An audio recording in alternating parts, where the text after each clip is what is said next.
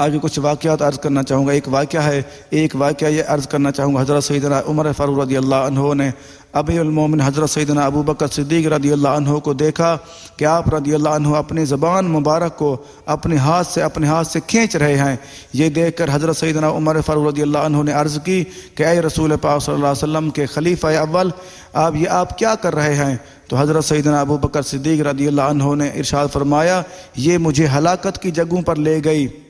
بے شک رسول پاک صلی اللہ علیہ وسلم نے ارشاد فرمایا، جسم کا ہر عضو اللہ تعالیٰ کی بارگاہ میں زبان کی تیزی کی شکایت کرتا ہے۔ سبحان اللہ۔ دیکھو ہمیں اس چیز پہ غور کر لینا چاہیے۔ اللہ کے نبی کے پیارے صحابی وہ کیا کر رہے ہیں، کیا ارشاد فرمایا؟ وہ فرماتے ہیں اپنے زبان کو کھینچ رہے تھے۔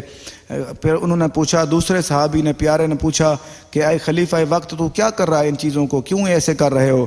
انہوں نے عرض کی کہ رسول اللہ پاک صلی اللہ علیہ وسلم نے ارشاد فرما دیا تھا کہ بے شک رسول پاک ارشاد فرما دیا کہ جسم کا ہر عضو، ہر حصہ، جیسے حدیث مبارکہ پہلے عرض کر چکا ہوں کہ جسم کا ہر حصہ صبح صبح یہی بات کرتا ہے کہ تو اگر سیدھی رہی تو ہمارا جسم سارا سیدھا رہے گا۔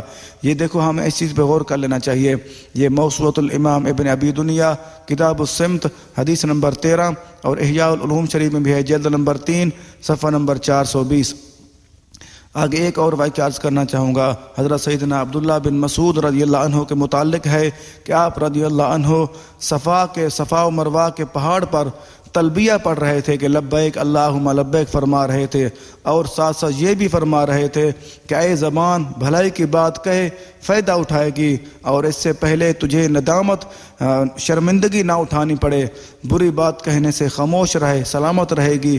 آپ رضی اللہ عنہ سے پوچھا گیا کہ اے ابو عبد الرحمن، یہ بات آپ خود سے کر رہے ہیں اور یا کسی سے سنی ہے؟ تو آپ رضی اللہ عنہ نے کسی سے سنی نہیں ہے۔ تو آپ رضی اللہ عنہ ارشاد فرما دیا، میں نے سرکار مدینہ صلی اللہ علیہ وسلم کو فرماتے ہوئے سنا ہے کہ ابن آدم کی اکثر خطائیں اس کی زبان سے سرزد ہوتی ہیں۔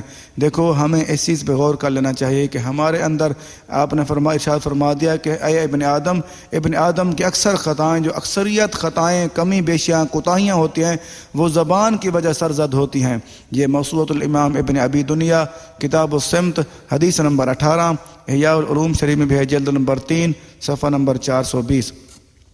آگے ایک اور واقعہ عرض کرنا چاہوں گا۔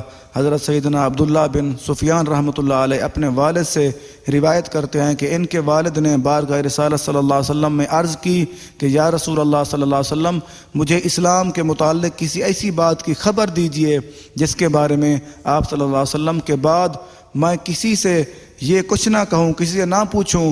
تو آپ صلی اللہ علیہ وسلم ارشاد فرمایا، یہ کہو میں ایمان لایا۔ آپ نے واضح ارشاد فرما دیا کہ تم یہ کہو کہ میں ایمان لایا۔ پھر فرمایا اس پر قائم رہو، پھر ایمان لا کر اس کے اوپر قائم رہو۔ اور میں نے عرض کی کہ میں کس چیز سے ڈروں؟ تو آپ صلی اللہ علیہ وسلم ارشاد فرمایا، اپنے ہاتھ مبارک سے اپنی زبان مبارک کی طرف اشارہ فرمایا، اس سے ڈرو۔ دیکھو ہمیں کتنا پیارا پیغام دے دیا آپ نے، اپنے صحابہ کو ارشاد فرما دیا، وہ تمام امت کے لیے پیغام ہوتا ہے۔ آپ نے فرما دیا کہ پہلے کیا کرو، اپنے ایمان لاؤ اور اس کے اوپر قائم رہو، اور سب سے ڈرو۔ کس سے؟ انہوں نے عرض کی کہ میں کس سے ڈروں؟ آپ فرما دیا کہ زبان سے ڈرو۔ آپ نے اشارہ فرمایا۔ زبان سے ڈرنے کا مطلب یہ ہے کہ اگر ہماری زبان ٹھیک رہے گی ہمارے تمام اعضاء ٹھیک رہیں گے۔ یہ السنن ترمذی شریف کتاب الزہد باب ما جاء فی حفظ اللسان حدیث نمبر 2418 اور احیاء العلوم شریف میں بھی ہے، جلد نمبر 3 صفحہ نمبر 418۔